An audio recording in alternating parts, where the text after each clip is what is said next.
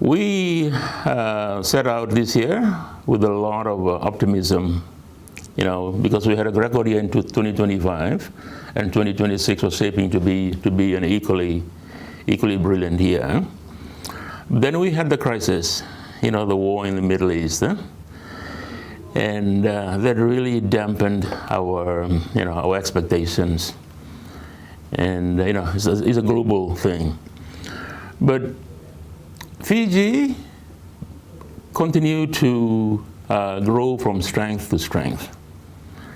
And as we sit here today, this could be another record year for Fiji, which is quite, for some people, it will be quite difficult to understand, to appreciate, given the way the world is. But there is an indication of our strength, and one that we must always protect. We have a world-class tourism destination in a very safe part of the global community. The Prime Minister's Ocean of Peace initiative is really paying dividends, for Fiji. The whole world is in turmoil. Where is peace and prosperity? It's in the Pacific, and Fiji is the hub of the Pacific. So there is something that we must always protect, and we must always cherish the way we are. That makes Fiji such an attractive destination. Tourism continues to be a huge part of our GDP. We say 40%, but I think some people say it's closer to 50%. And there's a lot of truth in that, because right now, if you look at the economy on a sectoral basis, other sectors are really struggling, but tourism is the only one that is ahead of last year and heading towards a record year, as I said. The focus on the budget is to continue strengthen our marketing.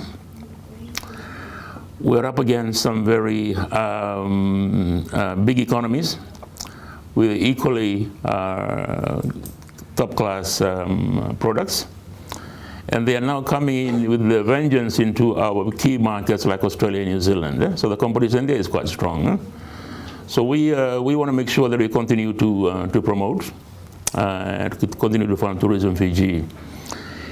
And you may know that everything that we do in marketing is on a partnership basis. The government, through Tourism Fiji, contributes to 1/3 of the campaign. The airline contributes 1/3, and the hoteliers contribute 1/3. So we always work on a partnership basis when we promote Fiji, and it works well. So everything being equal, the budget will be sufficient to enable Tourism Fiji to market the country. There are some development programs that we also are looking at.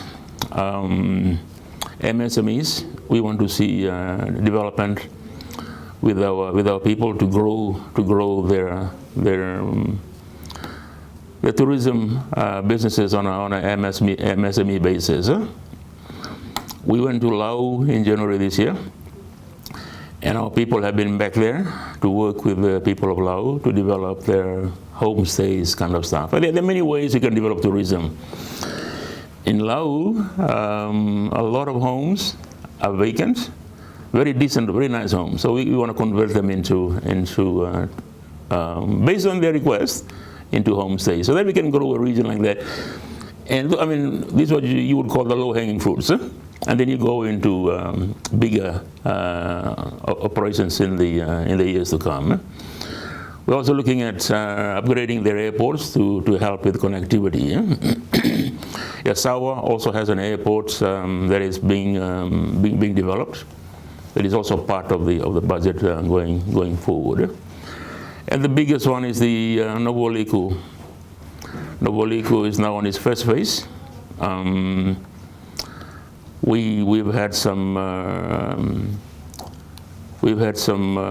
projects in there that have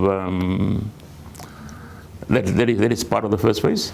Lombasa Airport in particular is now able to take the full load ADR. Before we needed to strengthen the runway. Yeah? So World Bank is coming to strengthen the runway so that people from Mombasa can fly on ADR on a full load basis. Yeah?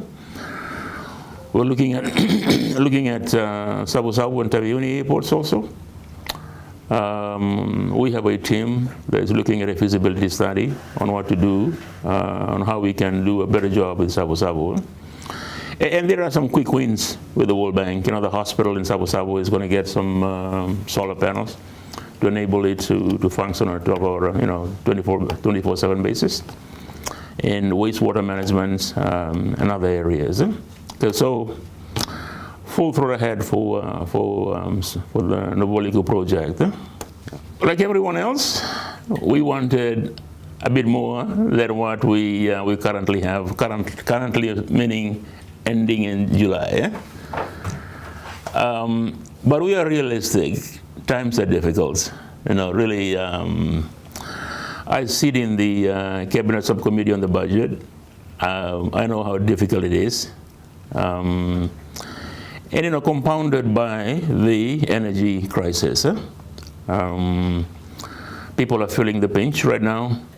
So we wanted more, but the realities of the day is that we have to live within our means. I think Minister of Finance will tell you that everyone wanted a lot, but reality has to come in, and we are realistic with our expectations. Yeah, the ones I highlighted, the Novolico projects, those was quite an accomplishment in there. And there has been quite a lot of growth within the tourism industry in terms of the inventory, the rooms. Our support is always there, supporting what is happening in the accommodation sector. And there are issues with yachts and the like. It's a never-ending exercise. Things are always coming up. Part of the growth, part of that we need to grow other segments of the industry. What you'll know about our framework to grow tourism across the country, and that is also happening. Yeah? You'll be seeing some development in Coral, in Lomaiviti, so that's all part and parcel of the push to grow tourism across the archipelago. We want to build on the MSMEs.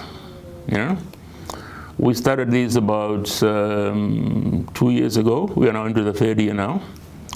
And really drive home the message to our people that they need to get their act together. There's a lot of opportunities in MSMEs.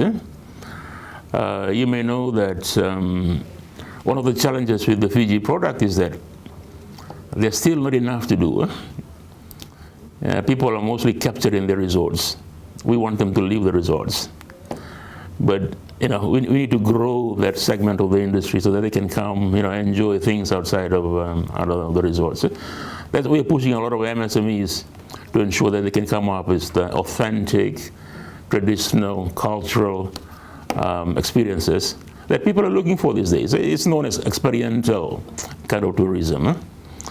So the big boys, the big things are happening. Airports being expanded, and hotels are being built, and jetties are being strengthened, and all sorts of stuff are happening in the country. We also want to uplift our people at the village level to become part of the tourism equation.